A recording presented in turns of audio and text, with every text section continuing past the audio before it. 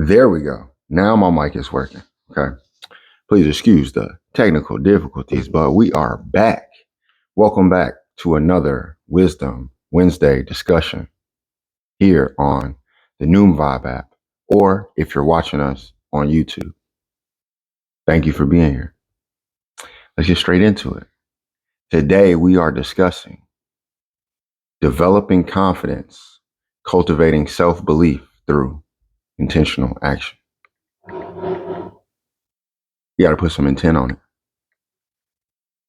As always, I am your guide, Science Inspire, generating, uplifting, inspiring, and developing, empowering. Let's start this over. It's been a long day. I am your guide, generating, uplifting, inspiring, developing, and empowering you to live inspired every day, forever, because that's life. I go by Science Inspire. And here we seek to uplift, empower, and inspire each listener and each viewer every week. Actively building self-confidence. That's a unique one because there's a thought that confidence is something that you're born with, right? You either have it or you don't. And that couldn't be the furthest thing from the truth. So I want to start by asking, what does confidence mean to you? Do you believe in confidence as something that you're born with, or is it something that you build? For me, I know it to be something that is built up over time. You may be born with a little bit because it was instilled in you, but either way, you can build it up or it can be broken down. I don't know who sings this song, but it's "Build Me Up Before You Go." Somebody find that for me. Why is that in my head? Because often we don't recognize that your confidence can be affected by those around you. Your confidence can be impacted by how you think about yourself. Your confidence can be impacted positively or negatively. So if it's something that we can build up, how do we do that?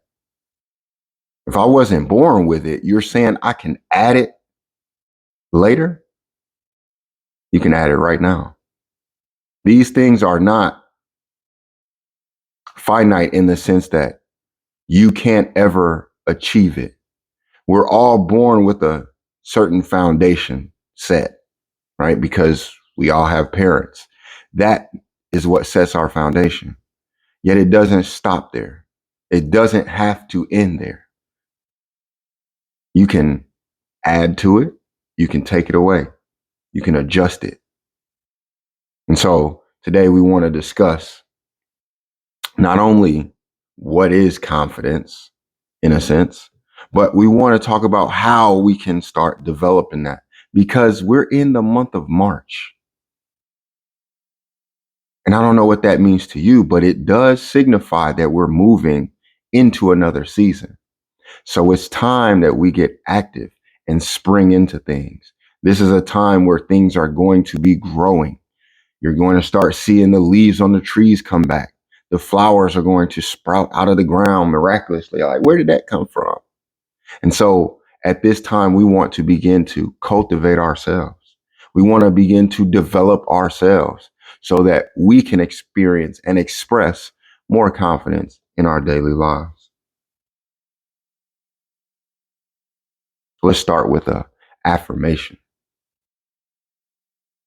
I am worthy of confidence. I am worthy of confidence and success. I am worthy of confidence and success, and I actively build it every day. You can say that until it becomes true, because this is not a lie. that you say to yourself. This is not to fake it. This is something that you are activating within yourself. When you begin to say that, you may not believe it fully. That's where they say the faking it. That's where the lie comes in. Because a lot of times we don't often embrace the truth. I mean, think about it. You're telling yourself, I'm worthy of confidence, that I am actively building it every day. That not only am I worthy of confidence, but I am worthy of success. You may not be in a situation where you feel successful. You may not be in a situation where you feel confident. Yet it does not mean that you don't have it in you. Because remember, it's not on us, it's in us. It's in us to develop, it's in us to cultivate. What is on us, we can remove that. Just like we change clothes on the daily, you can remove what is on you. You can rebuild within you. And that is when you begin to shine on the outside. For God hath not given us the spirit of fear, but of power and of love and of sound mind. For God hath not given us the spirit of fear, but of power and of love and of sound mind. 2 Timothy 1:7. So if God didn't give us the spirit of fear, but he did give us the spirit of power and of love and of sound mind, what sound did we hear to change that? To make us doubt it, to make us less confident, to make us doubt success, to make us not actively build on that every day, because you have the power. Do you see the love? What is affecting these things? Because it says that God didn't give us the spirit of fear. Who did? That's why we're here. That's why I'm here. That's why we are actively living inspired every day forever. Because we recognize, wait a minute, God didn't give us that fear. We should be inspired. So where did that fear come from? Why am I not embracing my power? Why is it so hard to see, feel, or express love? Because if those things are not happening, then I am not of sound mind. So maybe that's the issue, that we are not of sound mind. And if we're not of sound mind, then everything around us is going to sound distorted. It's not in you to be fearful. It's on you. And we got to remove that. Confidence is not rooted in arrogance. We see that a lot of times. We mistake arrogance for confidence. See, I am confident in my ability to inspire. Why? Because I've begun to develop and cultivate that within myself first. Now, if I didn't begin to develop myself first and I just walk out there and start proclaiming things, then I can be seen as arrogant. Even when I stand on this and I say I do inspire, someone can take that as arrogance. Because how dare you say that you inspire? That's kind of cocky, ain't it? Confident, aren't you? These are things that I was literally told. But see, I wasn't told these things before I was proclaiming, before I was living, before I was being inspired. When you walk with your head down and you're doubtful, fearful, uncertain, Nobody cares about that. When you begin to stand upright, when you begin to hit each day with that power, that fearlessness, that love, that's when people start looking at you sideways. What's wrong with you? How dare you be confident in yourself? How dare you go through things in life that broke you down? And then you begin to build yourself up to where you start to believe within yourself, less in society, less in man, less in the world, more in me. How dare you? Who do you think you are? Mr. Big Stump.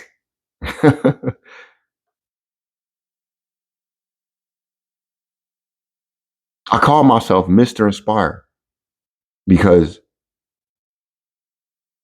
that's what I do. That's what I want to be known for. That's what I embrace. Yet I remember it was 2 weeks ago when I was in Denver, Colorado, and we were like doing there's like a super, what was it, a Nintendo 64 challenge. And I signed up and I was like, they were like, put your names down. And everybody's putting names. And of course, I was just like, oh, Mr. Inspire, easy. When someone saw that, it, confident, huh? Yeah. And then I went on to do just that, to inspire. And that same person who said that to me, that was their introduction because for the rest of that week, I mean, we were pretty close. We talked a lot. We got to know each other. Yet the first impression, just seeing a name was like, confident. Think about that. Seeing the name, what you proclaim or declare about yourself is an introduction to the world. What is it that you proclaim about yourself? What do you stand on?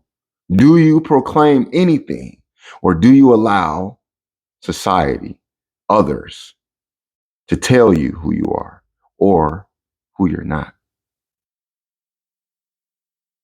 Confidence is when you begin to stand up for yourself and stand on that and say, this is who I am. It doesn't negatively impact anybody else. This is just me being me. Arrogance to me is not putting in the work, yet you're declaring and you want others to believe that. Arrogance comes with force. This is just my opinion. Because when I've seen confident people,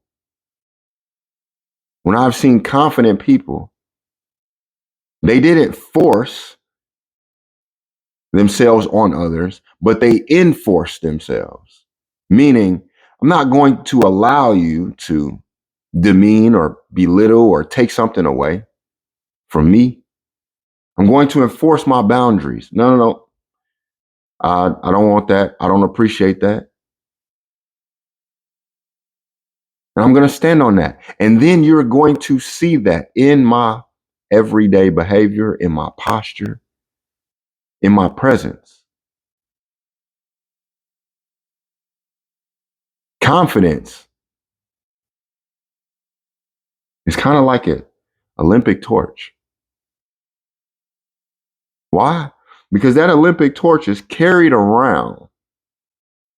Before the Olympics, it's literally carried around, passed on like a baton until it reaches its destination and then it lights. It's used to light a bigger fire. For me, that's what confidence is. Confidence, it's passed around and it ignites a bigger fire in others. Arrogance takes away from others. You ever been around somebody who is arrogant? It takes the air out of the room. You ever been around somebody who was confident? That should inspire you. You should wonder, how do you get like that? I would love to be that way. For me, One of the most confident people that, and again, I love sports. So this individual, his mentality, he called it Mamba mentality. And if you were on the other side of that Mamba mentality, it didn't feel good because he was going to enforce his boundaries. Yet if you were truly understanding or truly knowing this person, then you knew he was always giving. Behind the scenes, it was different than what you may saw out on the competitive field. Everyone had their own preconceived notions or understanding. If you weren't on his team or you weren't a fan of his team, like I was not a fan of the Lakers when Kobe Bryant was playing. Yet I grew to become a fan of Kobe Bryant as I understood what went into his mentality. He was confident because every day he put in that work.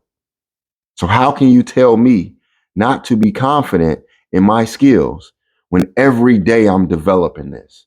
I had to sacrifice in order to cultivate this within myself. I had to give up things that other people were not willing to give up in order to develop this. And each and every time it was tested, he rose to the challenge. Confidence to me, someone else who inspired me with their confidence was Malcolm X. And now a lot of people had their preconceived notions and beliefs about who he was. Why he was confident to me is because I followed his story about how he just was just in the world doing all type of things. He was Detroit Red. He just ran around running the streets, didn't have a care and concern, taking from other people. That's the arrogance. And when he had to be sat down, when he was imprisoned and he had to develop himself, he became more confident in who he was. At a time when to even be confident in his skin, it was almost like a sin. How dare you? The world is telling you you come from nothing. The world is telling you you are less than, and you have the audacity to look that in the face and declare yourself to be something else. That's confidence. Because when I think about that, in this time that I live in, where I don't have those same pressures, they're not as obvious, they're more hidden. To walk around like that, man, you have to be strong. To walk around and tell other people to hold their head up when they could simply be killed for that. That's confidence. Yet if you are on the other side of that, if your heart was filled with the hate and not the love, that was arrogance. Because how dare you? I don't understand it. What makes you so confident? It seems to be the same thing. When you are torn down, when you are sat down, when you're brought down to such a level where you have to pick yourself up, you begin to understand what confidence truly is. A belief in myself, in my abilities, regardless of what you think. I believe in me. I believe in who I am. You yourself, as much as anybody in the entire universe, deserve your love and affection. You, yourself, as much as anybody in the entire universe, deserves your love and affection. That's from Buddha. Because self-confidence begins with self-compassion. And I think that's what arrogance doesn't have. It lacks the self-compassion. It may seem confident, but behind the scenes, it's not built on that compassion, how you treat yourself. It's mainly built off the power that you think you have over others. So how you treat yourself shapes how you show up in the world. If you treat yourself less than, you will show up less than, and you will likely try to take more than from others. That's the evildoer.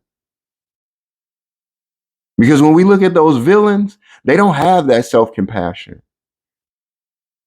They didn't build themselves up, yet they were torn down. And then they used that as the platform to project themselves. You took something away from me, so now I'm going to take away from others, and that's where I get my power.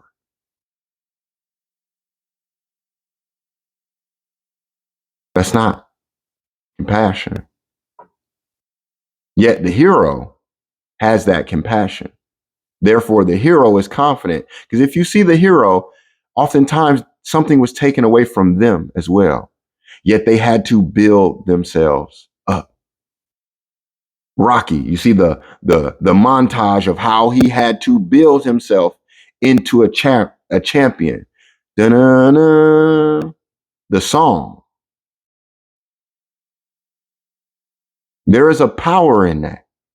When you begin to work on yourself and build up yourself after a loss, you have no choice but to be confident. Because when you suffered that loss, you didn't believe. The world was on top of you at that point. You didn't know how you would get up, how you would go forward, if you would make it till tomorrow. And you took one step after another. So when you made it to tomorrow, you never forgot about yesterday.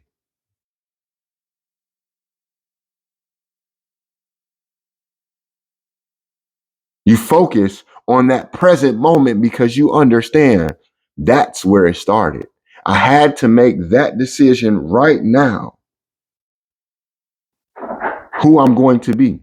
What am I going to do? How am I going to make it from here to there?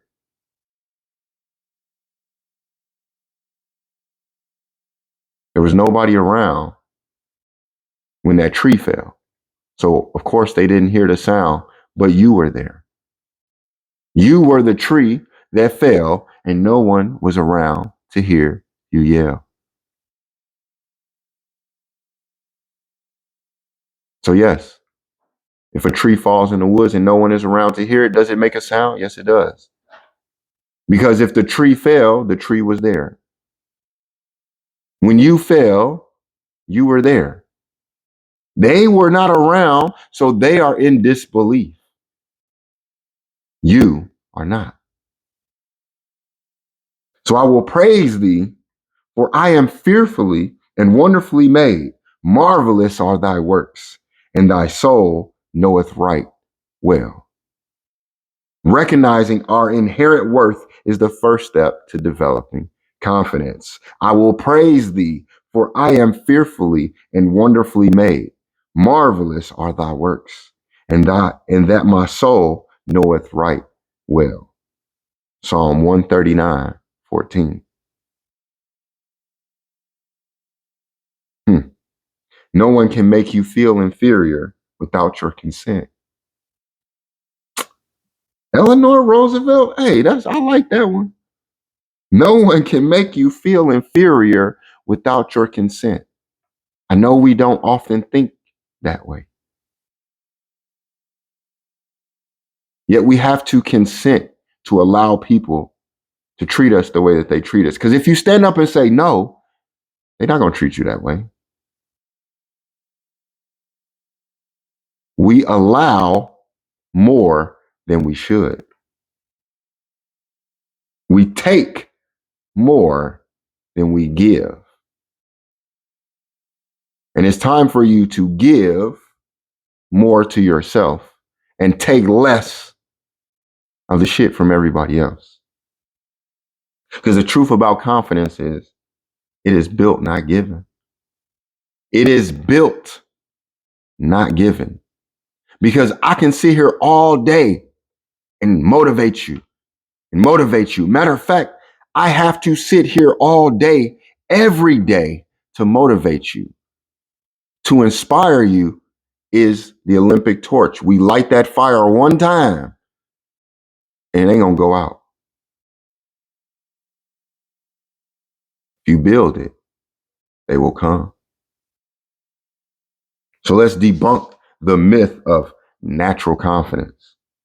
Because people often think that, yeah, confidence is something you just have, you know. You either got it or you don't. Wrong. That's like saying money, you either got it or you don't. Wrong. I mean, kind of, yeah. You got money or you don't have money, yet you can go get more money. You notice how everything you can go get more of or have less of. So why not confidence?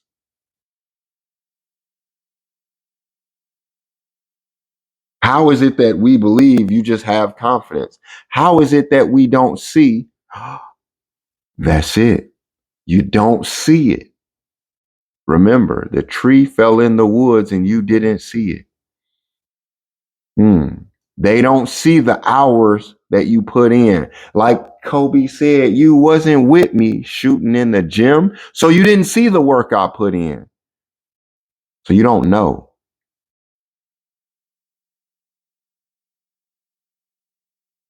They don't see you climb the mountain. They just notice you at the mountaintop.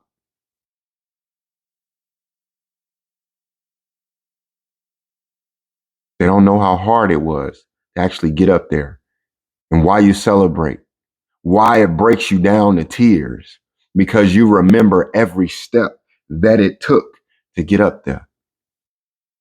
You remember how you fell and how that felt when you looked around and no one was there to hear the sound, yet you still had to get up.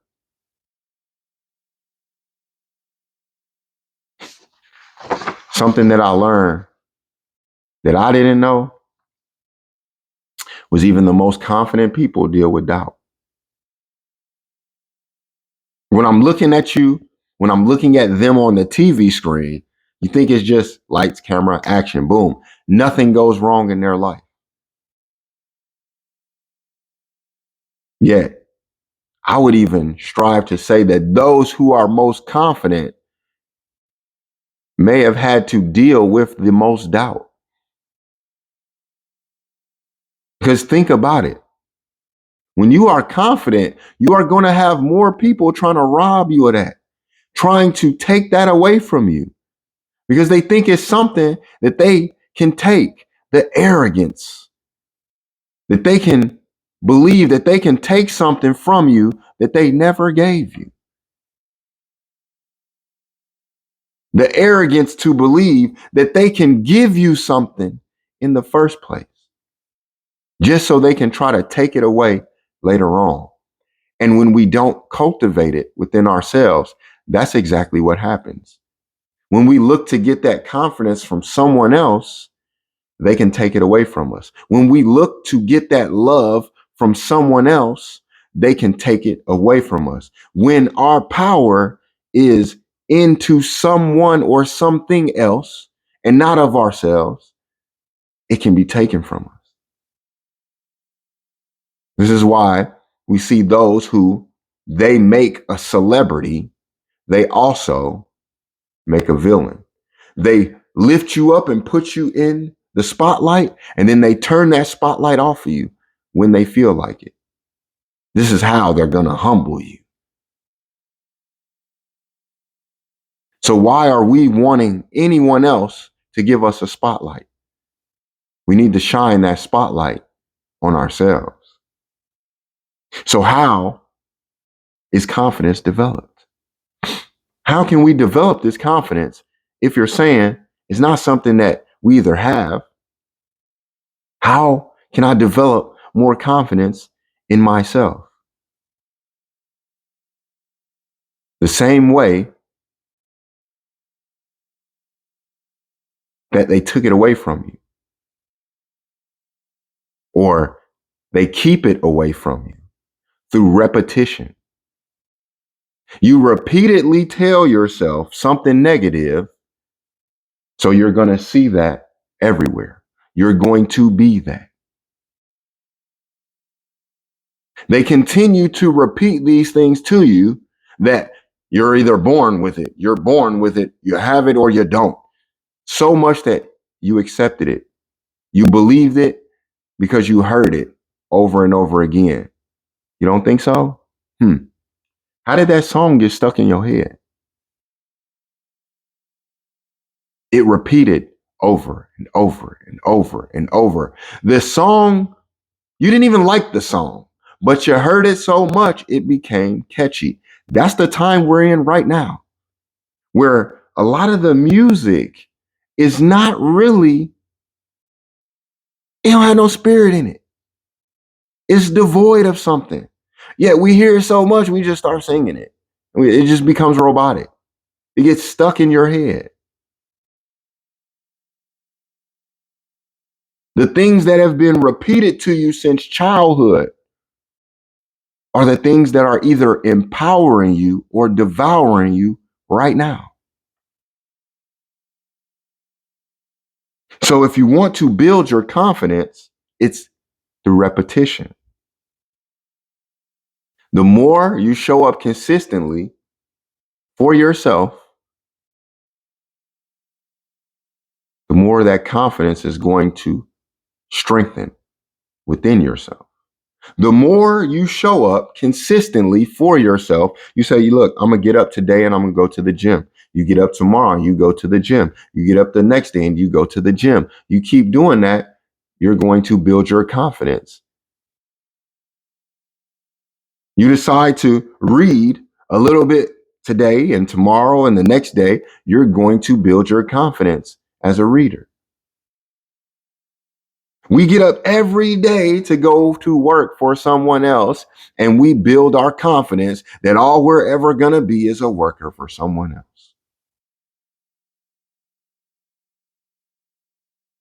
So when are we not repetitive? When are we not developing our repetition? The question is, are you developing it for you?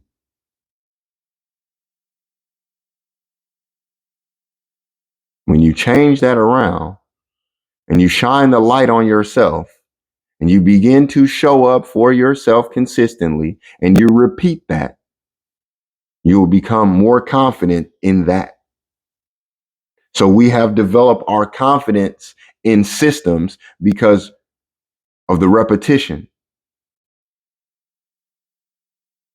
Let us begin to develop our systems and watch as we become more confident within ourselves. Because each time we show up, those are also small wins. Every day that you got up and you did something for yourself and you repeated it, you built consistency. Those small wins build trust within yourself. See, before that, you didn't have that trust within yourself. You had a trust in everything else. Now we want to build that trust within ourselves. Those small wins come from those acts that we repeat. And that repetition leads to small wins. Those small wins develop that trust within ourselves. That trust within ourselves make us more resilient. Mistakes don't diminish. confidence. Mistakes don't diminish confidence. Then what does? How you recover, or if you recover. See, again, we believe that losers inspire because we understand that loss didn't define me. How I respond is what defines me. So if I lose, that's one thing. If I don't learn, that's another. What I learned from that loss as I begin to enact that, that is what leads to those victories. Small wins at a time. It's not one big victory, small wins at a time. This is how you get to the championship game. You got to win one game, then another game, then another game, then another game. If we're playing chess, you have to make one move, then another move, then another move, then another move.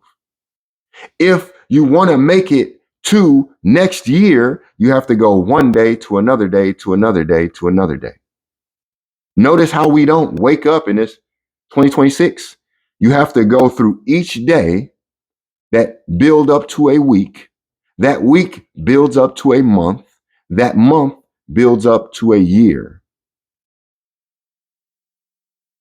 So it's not that one day that ruined everything. It's that one day that you allowed to roll over to another day, that rolled over to another day, that rolled over to another day, that rolled over to another. Do you hear the repetition? Once you stop at any point in time, it don't matter if it was 30 days, 30 years. The moment that you decide to stop, you end that cycle. Now you can start another one. The question is, how far do we get? How many steps do we take before we break? How many licks does it take to get to the center of a Tootsie Roll pop? The world may never know until you take those steps. And I remember that when I was a kid, he'd say, a one, a two, a three, and it's over with. That is symbolic for me. Because how many steps does it take? The world may never know until you decide to show. You said, no, this is how many it took because this is how many steps I took. There's I don't even know what the person's name, but there is a theory or a book or an understanding that has been pushed and that a lot of people have accepted. And it's called the 18,000 hour rule, that it takes 18,000 hours before. And so you know what people are doing? They're counting the actual hours until they get to 18,000. And then they say, yes, I made it. The only way we know 18,000 hours is because someone took 1 hour, 2 hours, 3 hours, and then they got to 18,000. And then they said, look what happened to me. That is repetition, small wins, building trust, and then becoming resilient. And so now, because they did that, others will believe it.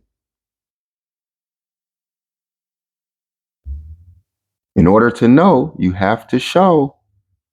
Remember, when you was in school, and the teacher said, hey, if you don't prove your work, we don't believe you did this. That repetition, those small wins, that trust that you build in yourself, that's the proof. So when they say, I don't believe you, they don't have to. Keep going. You're not here to try and stop and prove to them. I'm not here to prove to you that losers inspire. I know that it does. So I'm going to keep going. And if you keep following me, if you keep watching, after a while, it's going to show up in your life and you're going to see it. Because the only reason why you're here is because we have some type of association. We have some type of attraction, some type of alignment. It hits somewhere. You either believe that you're not confident, or you're wondering how to develop confidence, or you've already done those things and you're saying, nope, that's true. Amen. Preach on. Yeah, yeah, yeah.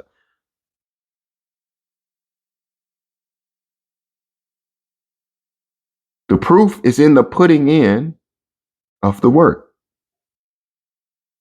My brethren, count it all joy when ye fall into diverse temptations, knowing this, that thy trying of your faith worketh patience. But let patience have her perfect work, that ye may be perfect and entire, wanting nothing. My brethren, count it all joy when ye fall into diverse temptations, knowing this, that the trying of your faith worketh patience.